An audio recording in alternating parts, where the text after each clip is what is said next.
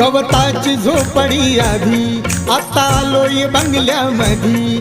गवताची झोपडी आधी, आता आलोय बंगल्यामधी. नव्हती मिळत गोधडी साधी, आता झोपाय मऊ मऊ गादी.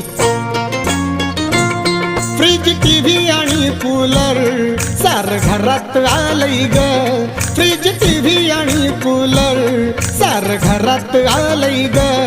कालच्या महारवाड्यात भीमनगर झालंय ग. कालच्या महारवाड्यात भीमनगर झालंय ग.